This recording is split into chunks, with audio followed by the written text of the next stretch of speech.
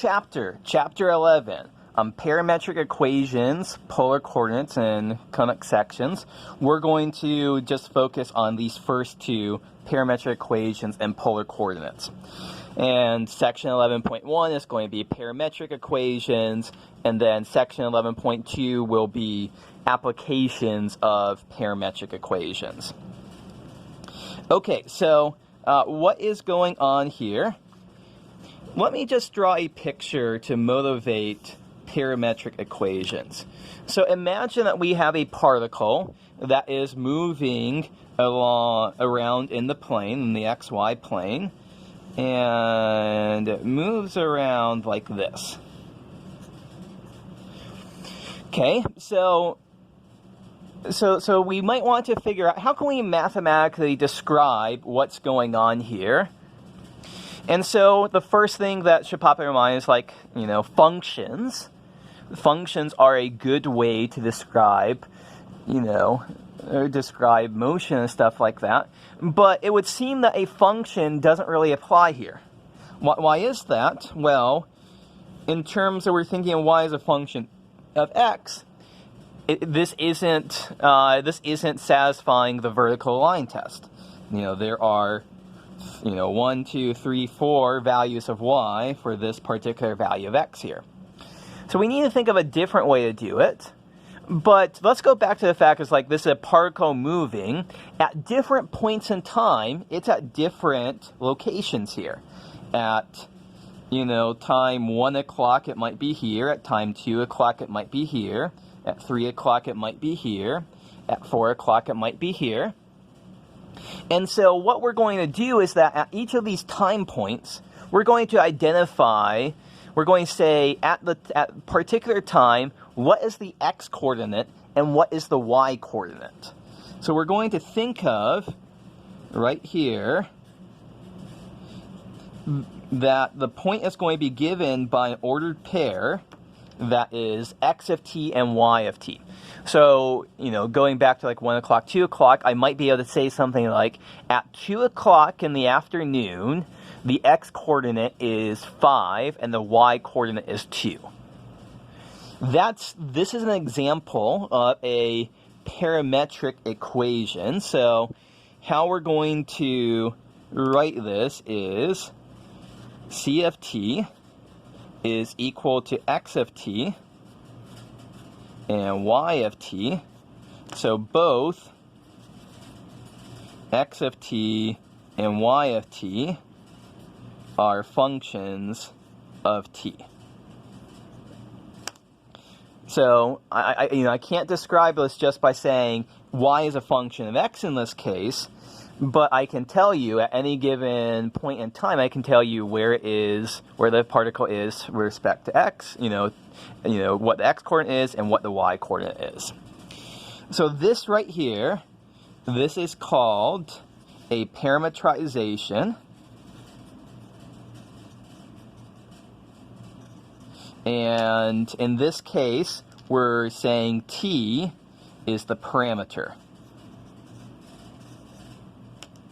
And this curve here, this is called a parametric curve. So usually when we do this, we'll use t as the parameter, thinking of this x and y as functions of time is a very healthy way to do this.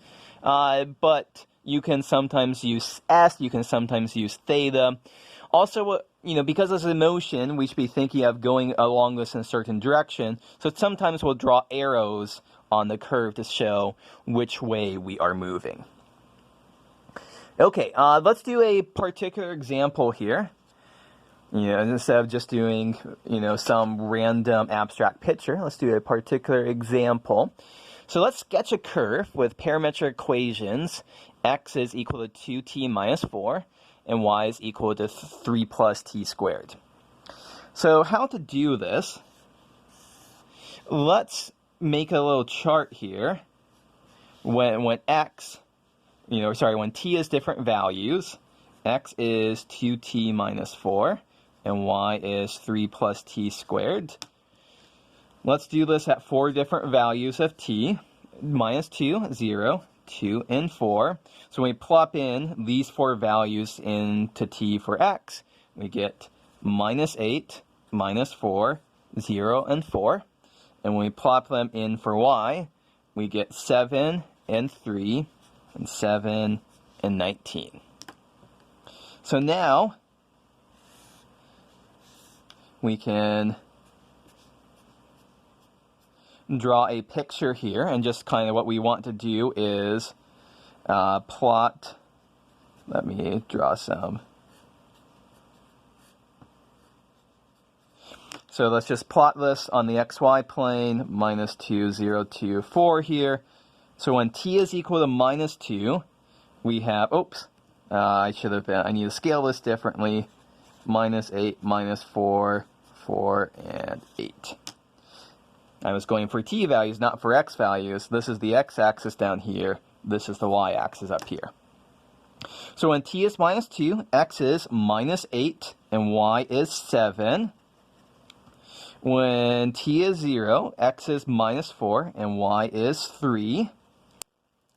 When t is 2, x is 0, and y is 7. And when t is 4, x is 4, and y is 19. So here we see we have these 4 dots here. Let's connect them up. We can kind of see it's going to trace out some kind of parabola-like thing. And let's put directions to show that as time is increasing, we're moving in this direction. This is t is equal to minus 2, 0, 2, and 4.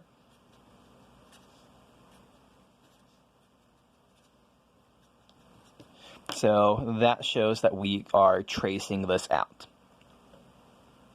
Okay, one more little comment to make here is that we can parameterize graphs pretty simply. So for example, if we want to have y is equal to x squared, how can we parameterize this?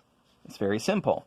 X is equal to t, and y is equal to x squared. Well, x is equal to t, y is equal to t squared.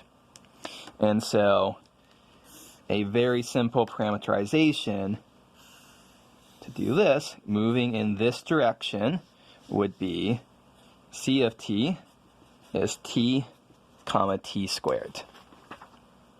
So this is a common trick. Not everything will be this easy, but we'll see more examples of more interesting stuff in future videos.